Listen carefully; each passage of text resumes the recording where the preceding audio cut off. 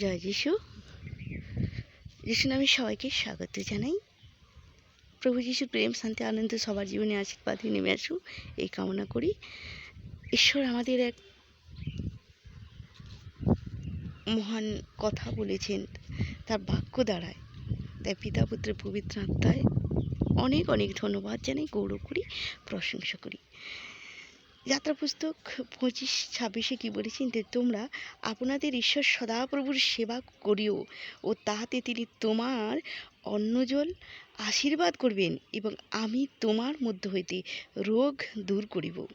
26 কি বলেছেন, তোমার দেশের কাহারও গর্ভপাত হইবে না এবং কেহ বন্ধ্যা হইবে না, আমি তোমার আয়ুর পরিমাণ পূর্ণ করিব।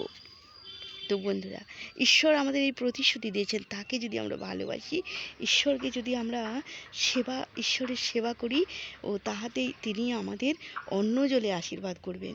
তিনি আমাদের প্রত্যেকটা মহিলাদের গর্ভপাত থেকে তিনি রোগ ব্যাধি থেকে তিনি রক্ষা করবেন, গর্ভপাত থেকে রক্ষা করবেন। তিনি কাউকে কোনো মহিলাকে বন্ধ্যা হতে দেবেন না।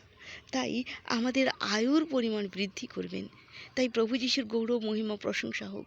তো বন্ধুরা, আমরা যেন সর্বদাই সদাপ্রভুকে প্রেম করি, তা সদাপ্রভুর সেবা করতে পারি। তিনি আমাদের সময়ে তিনি আমাদের রক্ষা করবেন, সমস্ত বিপদ থেকে রক্ষা করবেন, আর আমাদের অন্ন জলেরও আশীর্বাদ করবেন। জয় যিশু। সবাই ভালো থাকবেন, সুস্থ থাকবেন, আর প্রভু যিশুর গৌরব করতে থাকুন, মহিমা দিকে দিকে ছড়িয়ে দিন।